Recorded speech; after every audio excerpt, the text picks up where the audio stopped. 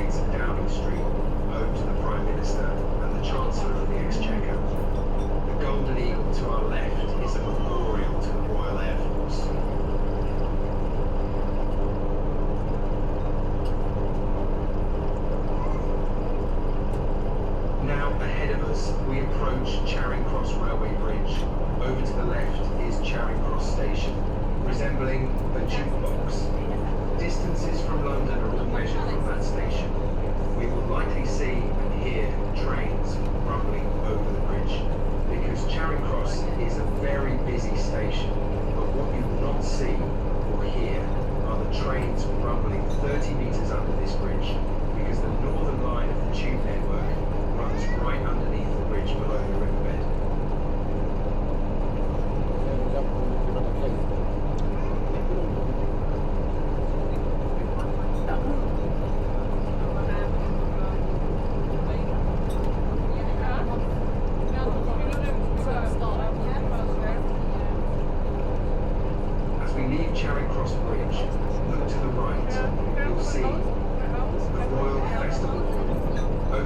1951, it is a world-renowned concert hall. This is the beginning of the south bank of London, a stretch of the river filled with concert halls, theatres, restaurants and pubs. It's a great place for a riverside stroll. To the left, you'll see a stone obelisk on the river wall known as Cleopatra's Needle, one of a pair. The other stands in Central Park, New York City. The needle was given to this country in 1815 as a note of thanks for Nelson's defeat of Napoleon at the Battle of the River Nile.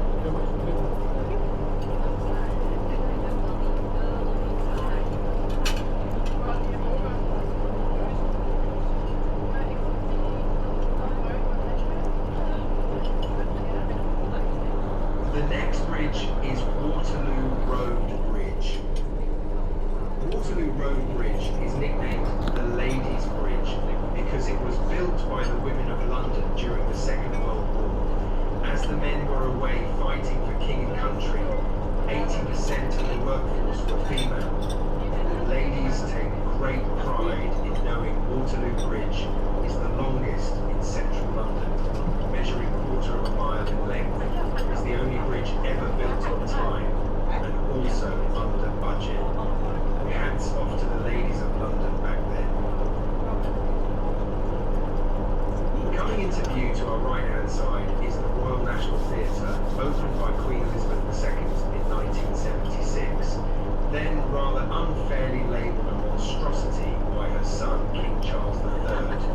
He referred to it as a hideous carbuncle on the banks of the river, but it is a theatre of great repute. Somerset House is the ornate building to our left. This was a royal residence back in history, but now a multi-use arts centre.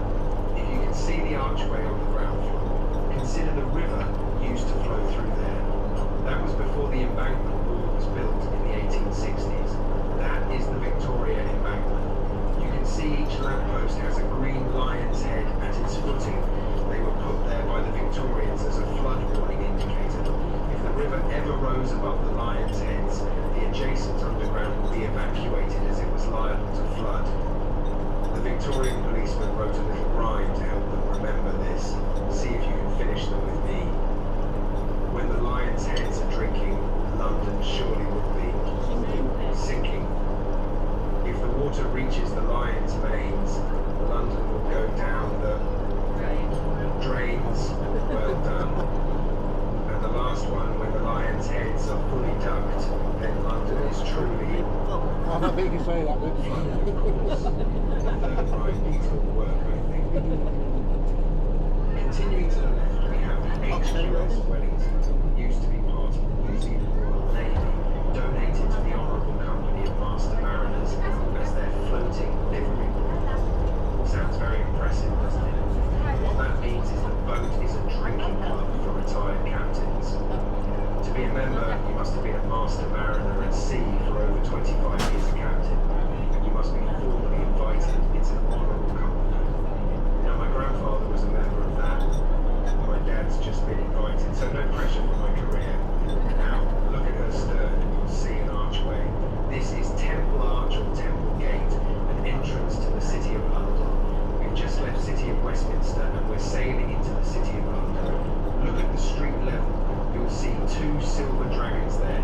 Each gated entrance to the city is guarded by silver dragons to prevent evil spirits from entering the square mile. Other gated entrances include Moorgate, Aldgate, Ludgate, Bishopsgate and so on. But I'm sad to say, recently the silver dragons are not stopping evil spirits anymore. I know this because my ex-wife works in the City of London and she saunters straight past a pair of those silver dragons every day of the week. To our right-hand side, the red brick building known as the Oxo Tower.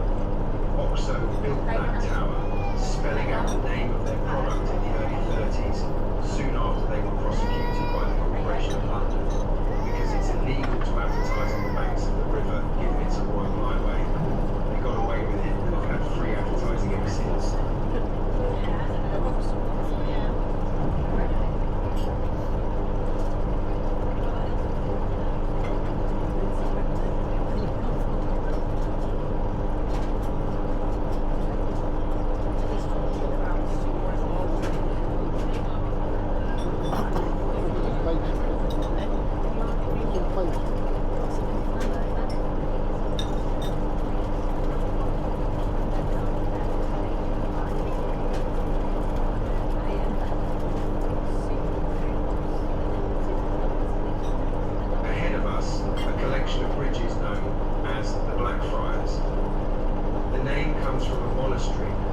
stood to the left, where the friars wore black habits. The first is Blackfriars Road Bridge, opened by Queen Victoria in 1869. Now, at certain states of tide, it resembles a tunnel, and we, watermen of the Thames, call this the tunnel of love. It is said to bring years of happiness. If you turn to your loved one, give them a kiss as we sail through the tunnel here. If you're not with your loved one today, just turn to your husband. I hear it works in just the same way.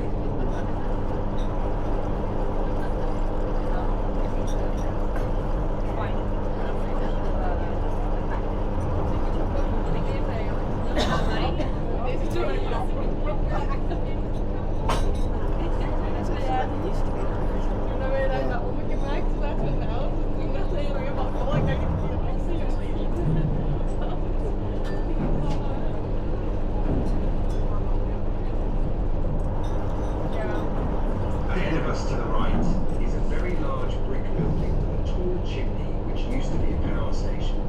It was opened by Her Majesty the Queen in 1953 as Bankside Power Station. She reopened it more recently as the Thames Modern Art Gallery. Look at the wording on the roof. It states, "Free and open to all." In my humble opinion, once you go in, you will realise exactly why it's free. To the left-hand side is a true piece of art, St. Paul's Cathedral, the masterpiece of Sir Christopher Wren, 365 feet tall. Wren was commissioned to rebuild and repair some 50 churches after the Great Fire of London of 1666. The previous St. Paul's Cathedral was made of wood and was completely destroyed during the Great Fire. The bridge ahead of us is the Millennium Footbridge, opened in the year 2000 and then promptly shut by the Metropolitan Police just 3 hours after it had been opened by Her Majesty the Queen.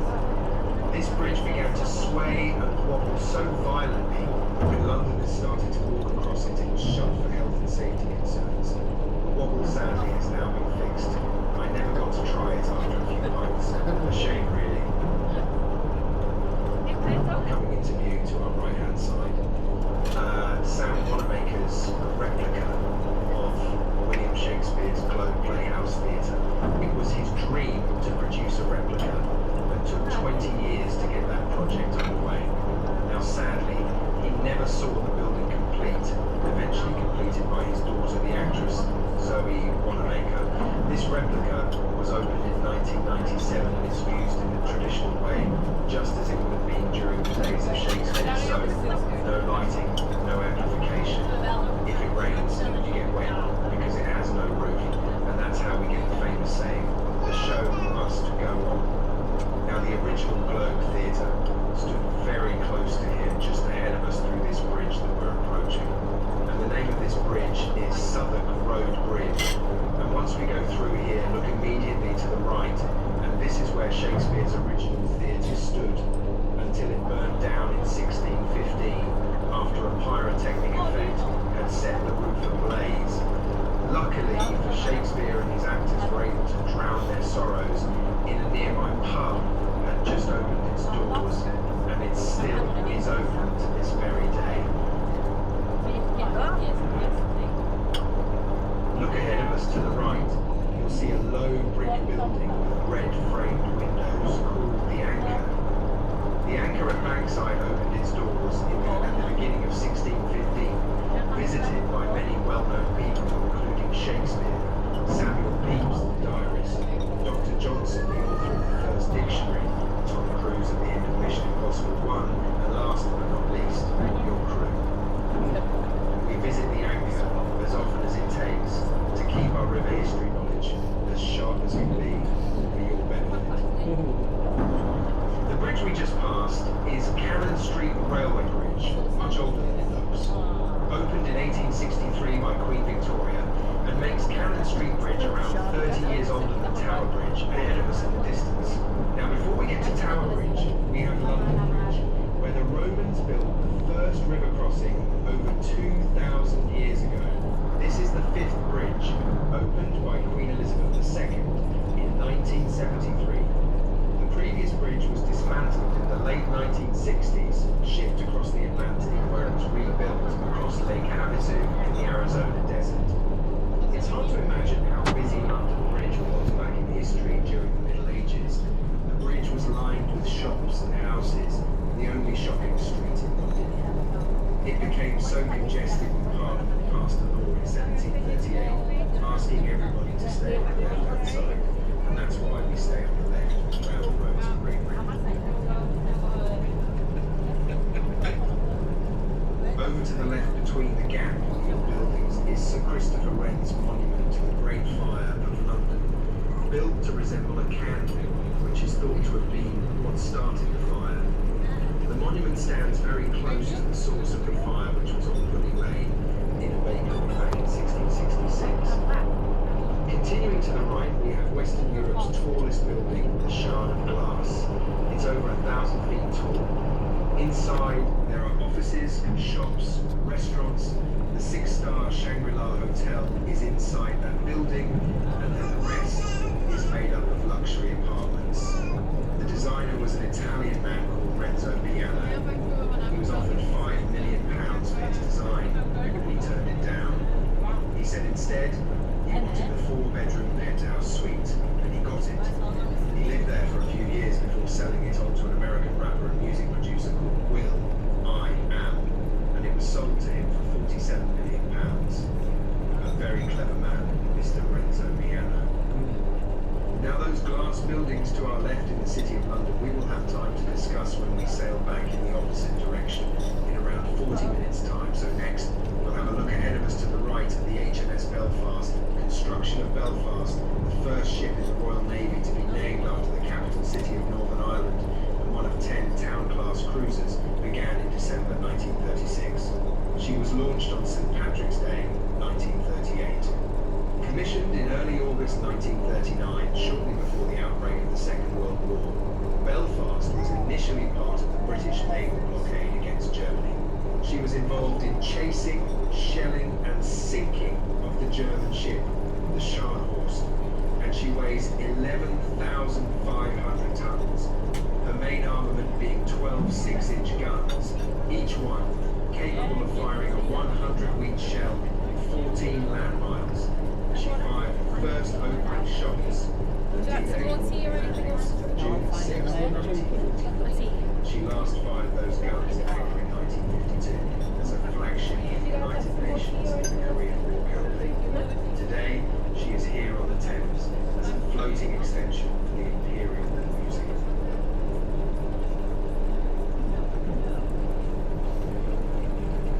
Now ahead of us we have Tower Bridge, of course, and when safe to do so, we're going to go through Tower Bridge over to the left.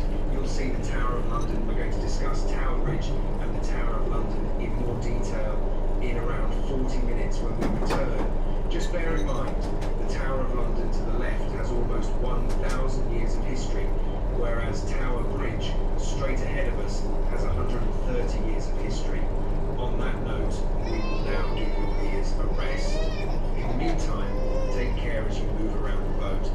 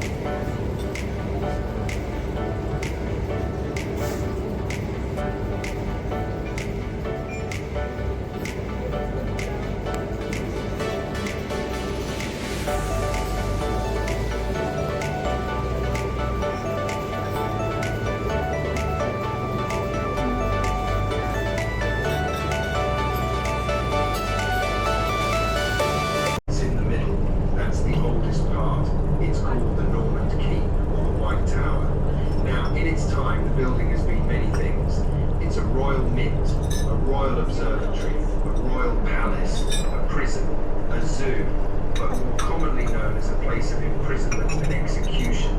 It's now home to the crown jewels.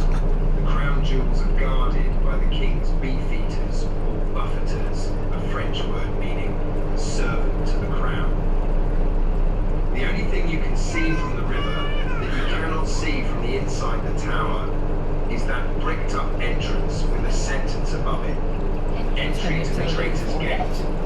Many years ago, if you was a traitor to this country, you would have been found guilty of treason at the Palace of Westminster. On the correct tide, you would have been rowed down by a barge, rowed through that once open archway onto Tower Hill, and it's there you had your head surgically removed by a method called the old axe and the chopping block. Now, if you were famous or a person of nobility, your head was chopped off. It was boiled in tar. It was then screwed to a spike that was placed on the entrance of the old London Bridge, and that was to give notice to any would-be traitors. Now, the last person to suffer that fate was a man named William Wallace, commonly known as Mel Gibson in the film Braveheart. On that note, I am sad to say, we're slowly going to make our way back into Tower Millennium Pier. Now please, stay in your seat till we are safely moored alongside. You will be told when it's safe to leave, but as you leave the boat,